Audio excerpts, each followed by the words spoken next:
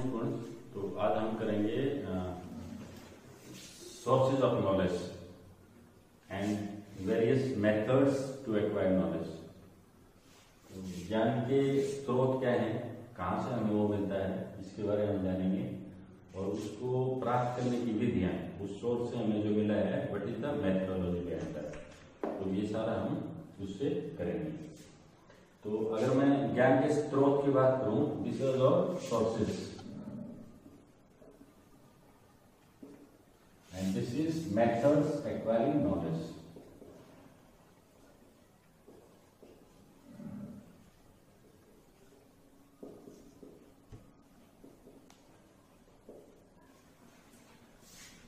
जो बहुत कॉमन जो सोर्स है दैट इज इंद्रियल बोध, सेंसेस, सेंसुअल एक्सपीरियंस।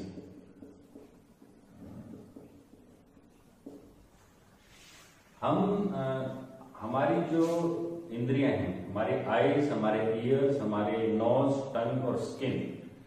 जैसे मैं एक एग्जाम्पल से बताऊं कि एक जो छोटा बच्चा है वो ब्लेड यूज करता है अपनी पेंसिल शार्पनिंग के लिए। उसको जैसे एक बार अगर ब्लेड लगता है तो दोबारा ब्लेड लगने की संभावना कम है, क्योंकि उसकी जो टच स्किन है इट हैज लर्न कितना उस पर लगाना है प्रेशर और कितना उसको शार्पन करना है। तो हम we keep on learning, listening, seeing, इसके द्वारा हम क्या करते हैं, चीजों का अवलोकन करते हैं, ऑब्जर्वेशन करते हैं, देखते हैं। लर्निंग बाय डूइंग, करके सीखना।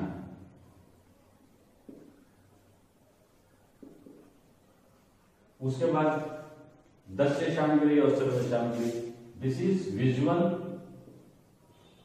और दिस इज लिसनिंग एड्स। तो जो इंद्रियां हैं उस पे क्या है, सुनने का, देखने का, हैंड्स स्किन करने का, ऑब्जर्वेशंस पूरा का पूरा उसको इकट्ठा करना, दिस इज और इंद्रिय अनुभव। उसके बाद तर्क बुद्धि, ये सोर्स है नॉलेज का, लॉजिक्स। तो इसमें दो तरह के मेथड रखना जाते हैं, वन इज आगमन विधि और निगमन विधि। आगमन विधि जो होता है this is we call is inductive method. Inductive method is going from particular to general. जैसे मैं बोलता हूं एक कौवा काला है, दूसरा कौवा भी काला है, तीसरा कौवा भी काला है, दिस इज पर्टिकुलर में एक एक कौवे की बात कर रहा हूं मैं। जनरलाइजेशन क्या होगा, सभी कौवे काले होते हैं, this is particular to general. और जो डिडक्टिव है this is from general to particular. मैंने बोला कि जहां ऑक्सीजन नहीं होती वहां जीवन नहीं हो सकता, तो चंद्रमा पे जीवन नहीं है तो मैं क्या निष्कर्ष निकालूंगा कि चंद्रमा पे ऑक्सीजन नहीं है। तो जनरलाइजेशन को मैंने पर्टिकुलर कर दिया, this is general to particular deductive method. और इसी का दूसरा ये है कि जो इंडक्टिव मेथड है it depends on egg rule. पहले हम एग्जाम्पल गिवन, ईजी, हम एग्जाम्पल देते हैं और फिर रूल बताते हैं। मान लो मैं अगर वॉइस करवाना है, मैं बोलता हूं, पहले मैं बोलता हूं Rajesh pledge cricket, cricket is played by Rajesh. पहले मैं एग्जाम्पल देता हूं, फिर रूल बताता हूं कि हाउ इट चेंज्ड। और इसमें जो होता है पहले हम रूल बताते हैं कि प्रेजेंट इंडेफिनिट हो तो हम सब्जेक्ट को ऑब्जेक्ट बनाएंगे, ऑब्जेक्ट का सब्जेक्ट बनाएंगे, वर्ब को हम यहाँ चेंज करेंगे। तो हम अलग अलग मेथड्स अपनाते हैं अलग अलग सब्जेक्ट में, अलग अलग तरह के ज्ञान को प्राप्त करने के लिए।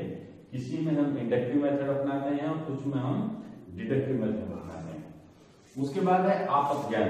आपद ज्ञान पहले टाइप्स ऑफ नॉलेज में किया था, हमें बाइबल से, गीता से, टेस्टिमनीज है, ये आपद वचन है वहां कुछ दिए हुए हैं और ये विशेषज्ञों के द्वारा, ज्ञानियों के द्वारा हमारे उसमें दर्शन में दिया हुआ है। उसके बाद आधिकारिक ज्ञान, दिस इज टेस्टिमनी।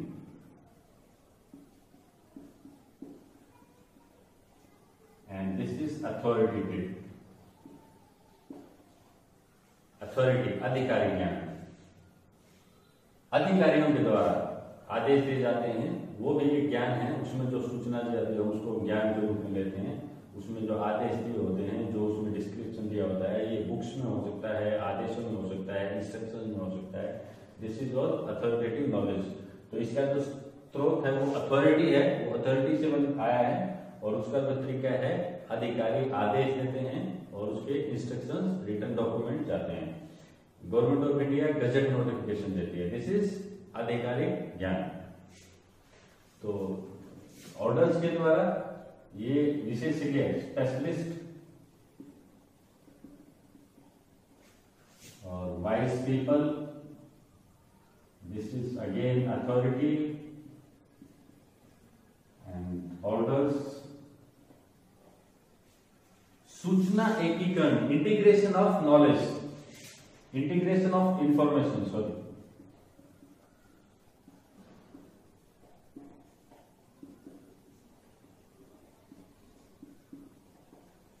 मेरे को जितनी इंफॉर्मेशन मिले मैं उसको कलेक्ट करके उसको एनालाइज करके I can make it A knowledge. तो सूचना हम एकीकृत करके क्या करते हैं, दिस इज इंडिविजुअल एफर्ट्स, एक व्यक्ति का अपना, इट कैन बी,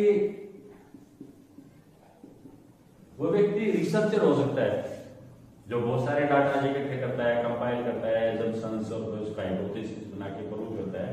तो दिस इज ऑल इंडिविजुअल, तो this is all may be institutional efforts, कोई भी प्रोजेक्ट हो सकता है, कोई इंस्टीट्यूशन भी ले सकता है, एक व्यक्ति भी रिसर्च कर सकता है, और एक सामान्य आदमी जो हो सकता है अध्ययन ना करता हो, बहुत सारी इंफॉर्मेशन को इकट्ठा करके मेक ए नॉलेज। देन श्रुति और शब्दों के द्वारा, this is all listening, revelation,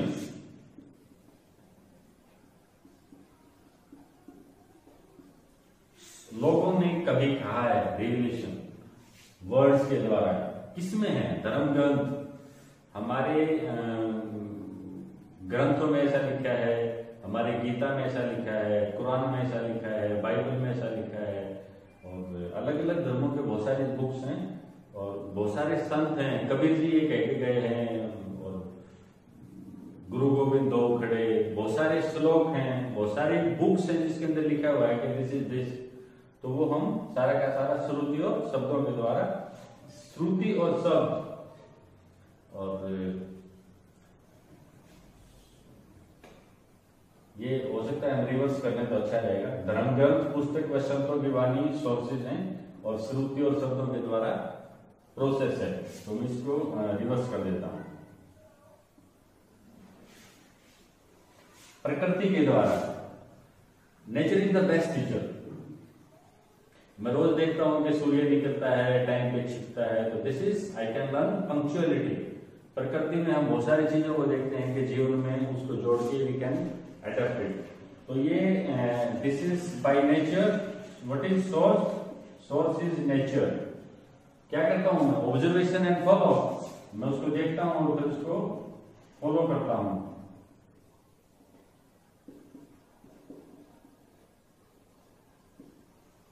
अवलोकन करना, फिर उसको अनुगमन करना, उसको फॉलो करना।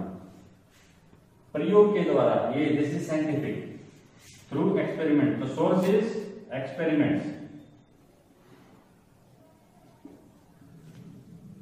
विधि को क्या बोलेंगे, experimental method.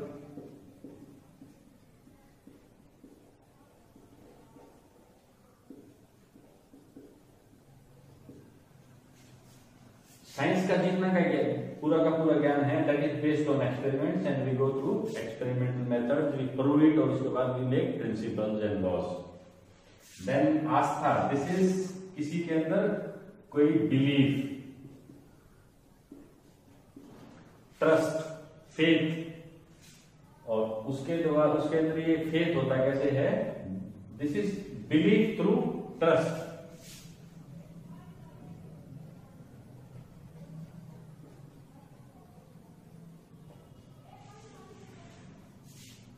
I think there is God. I feel there is God. I know there is God.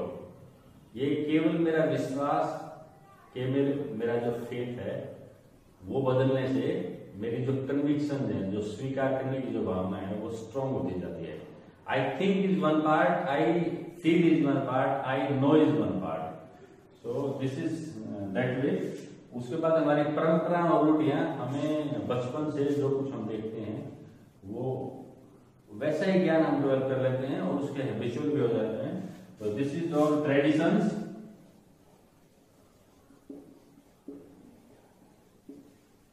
Traditional knowledge. Source क्या हुआ? ट्रेडिशंस, रूढ़ियां, परंपराएं। और इसका मेथड क्या है? सामाजिक मान्यताएं, social acceptance,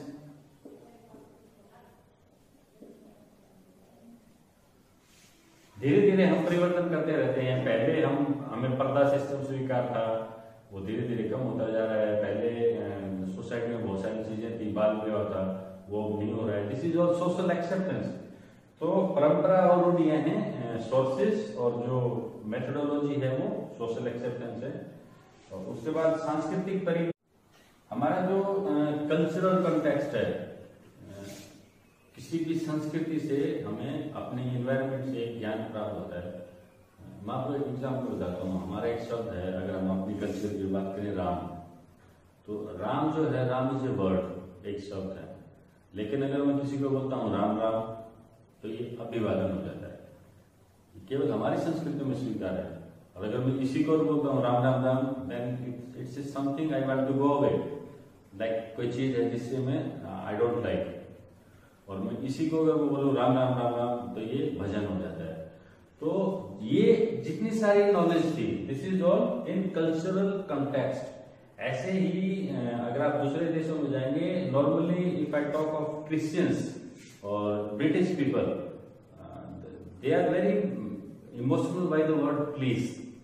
if you say please 2 times, then they are highly moved. तो this is all cultural context. सामाजिक जो परिवेश है, दैट इज कल्चरल कॉन्टेक्स्ट। ये सोर्स है नॉलेज का, और ये depend on public intentions, public habits, लोगों की प्रवृत्तियां क्या हैं, इंटेंशंस क्या हैं, एक्शंस एंड इंटेंशंस।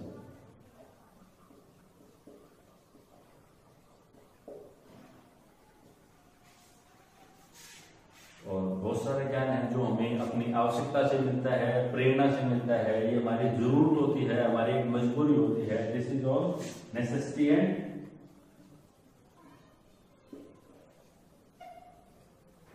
इंस्पिरेशन। हमें ज्ञान है वो हमें अपनी जरूरत से मिलता है, नेसेसिटी, मोटिवेशन और इवन इंस्पिरेशन। हमें अपनी जरूरत होती है, कंपल्सन होती है, necessity is the mother of invention. तो हम वैसा ही ज्ञान प्राप्त करने के लिए उत्सुक होते हैं और वो हमें मिल जाता है। But this is what is the process? This is man to man, one to one process है। This is individual,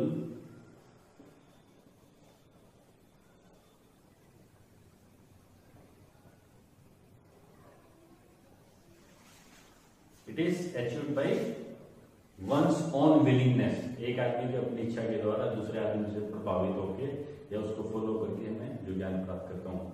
so that's it. तो हमने इसमें किया types of sources and methods of acquiring knowledge and sources of knowledge. तो ये जो 3 हैं, types of knowledge, sources of knowledge and methods of acquiring knowledge, actually मैं बताऊं तो ये सारा का सारा आंसर एक ही है, सेम क्वेश्चन है ये। क्योंकि अगर मैं पूछता हूं what are various types of knowledge, तो मैं क्या करूंगा, मैं I will write the names of types of knowledge. और हर नॉलेज क्या है, मैं क्या लिखूंगा कि ये जो ज्ञान है इसका सोर्स ये है और इसकी विधि है। आई विल राइट 3-4 लाइन्स। तो ऐसे ही मैं उसमें शुरुआत में क्या करूंगा, टाइप्स से शुरू करूंगा। अगर कोई क्वेश्चन आता है what are various methods of acquiring knowledge, तो मैं पहले बताऊंगा कि the first method is observation method. तो उसके अंदर ऑब्जर्वेशन मेथड के द्वारा मैं कौन सा ज्ञान प्राप्त करता हूँ, उसका सोर्स क्या। Again I will write the same 3 lines, पर मैं शुरुआत किससे करता हूँ वो चेंज हो जाएगा।